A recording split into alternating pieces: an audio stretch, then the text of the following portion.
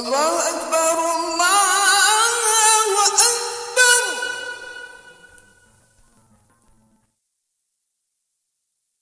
الله أكبر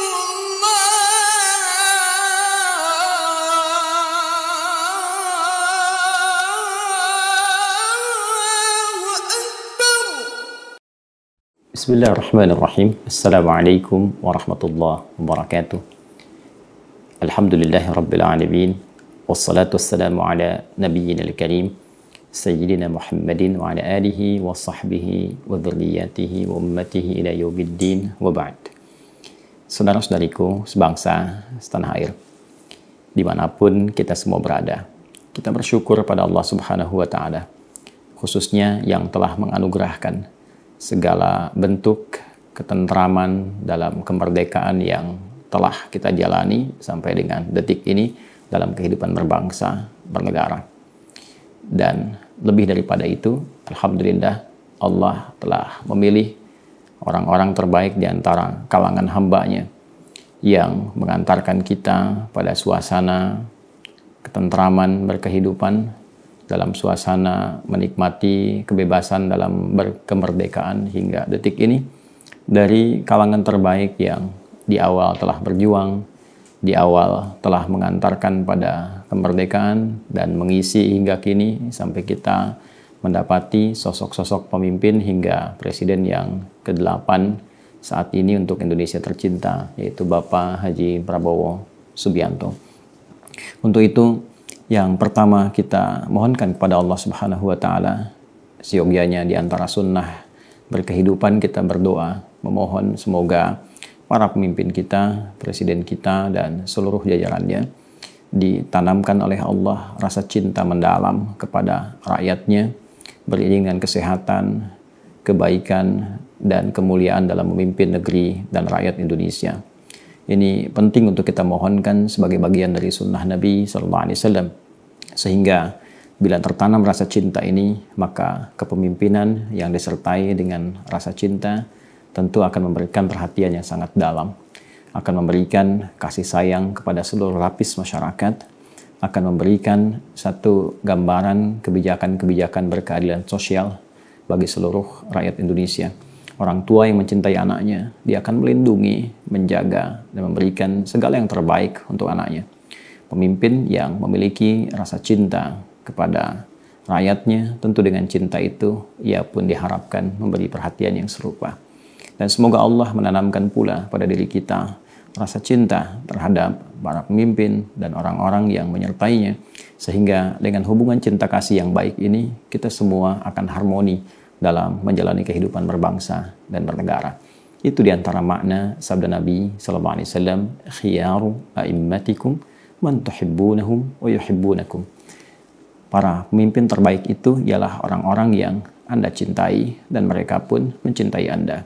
Tentu jembatan untuk menumbuhkan rasa cinta itu diantaranya adalah menyampaikan doa-doa dan harapan kebaikan. Doa yang kita panjatkan kepada Allah Subhanahu wa Ta'ala demi mewujudkan harapan-harapan baik yang kita inginkan bersama. Teman-teman, alhamdulillah seperti kita ketahui bahwa baik presiden dan turunan kabinetnya, menteri, wamen, dan staf-staf terkait yang terpilih tentunya saat ini ada di puncak kegiatan retreat di Lembah Tidar di Akmil, Magelang. Dan tentu secara linguistik retreat itu berarti menyendiri dari keramaian untuk menghadirkan ketenangan dalam kontemplasi, menghadirkan gairah-gairah baru yang dalam bahasa Arab itu disebut dengan tahannuf atau juga sering dikatakan dengan berkhalwat. Nabi SAW melakukan retreat di Gua Hira di Bukit Cahaya, yang dengan keberadaan beliau di Bukit Cahaya ini, di Gua Hira ini, beliau mengamati keadaan masyarakat, lalu dalam ketenangan itu berusaha untuk berkontemplasi, mendapatkan bimbingan dari Allah Subhanahu wa Ta'ala dalam hal-hal kebaikan yang kelak akan dibawa ke masyarakatnya. Sehingga hasil dari retreat yang berlangsung di Gua Hira itu membawa satu ide-ide cemerlang yang dibimbing oleh wahyu, kekuatan spiritual yang menghadirkan kesehatan mental. Jadi ada akal yang sehat, ada jiwa yang sehat, dan juga ada badan yang sehat. Secara fisikal, secara intelektual, secara spiritual, semua sehat. Jangan lupa jarak dari rumah Nabi SAW ke Jabal Nur, Bukit Cahaya itu kurang lebih sampai 5 kilo. Ke atasnya sampai ke Gua Hira kurang lebih sampai 700 meter. Saya pernah naik sampai ke puncak itu dan melihat setidaknya ada 5 bukit yang harus dilalui. Bila kita tarik ke masa lalu yang tidak ditemukan fasilitas kendaraan seperti sekarang, tentunya jarak itu akan ditempuh dengan jalan kaki. Keadaannya tentu tidak sama dengan kini. Ini memberikan isyarat yang kuat bahwa fisik Nabi sehat. Dengan retret itu, fisiknya menjadi sehat. Secara intelektual, Nabi terisi. Bahkan bimbingan wahyu pertama yang turun kepada beliau adalah pembuka segala jenis wawasan. Membuka segala kedalaman pengetahuan di cakrawala yang bisa dijangkau. Iqra bismi rabbikal ladzi khalaq. Nabi diminta untuk membaca. Nabi diminta untuk mengikuti bacaan, bimbingan, dan pedoman dalam menata kehidupan masyarakat sehingga melahirkan pola kehidupan madani yang berperadaban, mencerahkan, berkemajuan. Saat yang sama, beliau pun mendapatkan cahaya dalam dirinya sehingga melahirkan kekuatan spiritual. Kekuatan spiritual ini akan menjadi penting karena akan melahirkan satu karakter yang disebut dengan karakter moral yang kita harapkan lahir dari situ, satu yang kita sebut sekarang dengan integritas.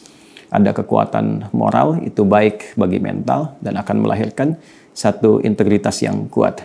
Jadi retret itu bukan hanya menguatkan fisik, bukan hanya kita berlatih untuk disiplin dari bangun sampai dengan istirahat secara fisikal, tapi juga bagaimana memanage sisi intelektual supaya memiliki ide-ide baru. Bagaimana kita memetakan pembangunan di Republik Indonesia yang kita cintai ini, baik dalam jangka pendek, jangka menengah, jangka panjang, membangun fondasi yang kokoh, baik secara ekonomi, baik secara sosial, politik yang stabil, sosial, keamanan, dan turunan-turunan yang lainnya yang tentu dibutuhkan dalam konteks menjaga dan membangun negara kesatuan Republik Indonesia yang kita cintai ini. Pun demikian, yang terpenting tadi yang kami garis bawahi adalah sisi spiritual. Dari karakter moral itu akan tercipta nuansa integritas yang kuat.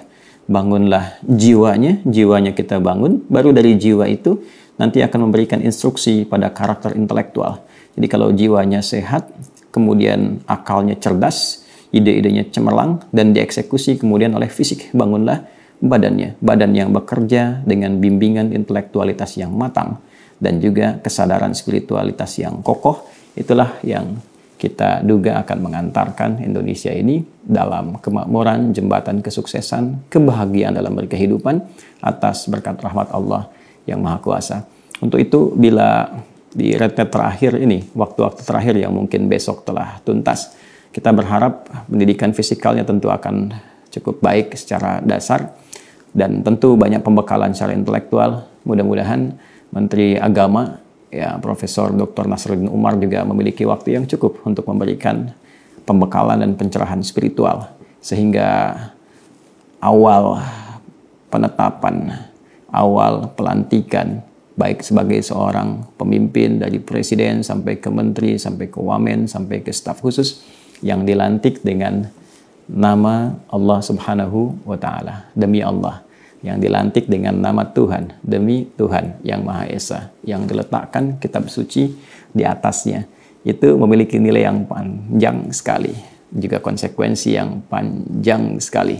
Jadi bila pun tugas kenegaraannya selesai, tugas hisabnya belum selesai.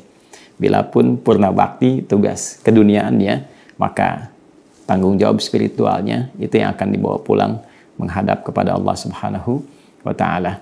Dan tentu ini membutuhkan kerjasama dengan kita semua, lapisan masyarakat Indonesia. Silahkan, hukum bekerja di ranahnya, politik kematangannya bekerja di ranahnya, ekonomi ditata dengan baik. Tapi alangkah baiknya kalau kita sekarang semuanya sama-sama menatap masa depan yang mencerahkan bagi seluruh lapisan masyarakat, bangsa, dan negara Indonesia. Mari kita buka lembaran baru yang menenteramkan, menenangkan, semangat juang yang tinggi membangun bangsa ini. Saya kira sudah cukup.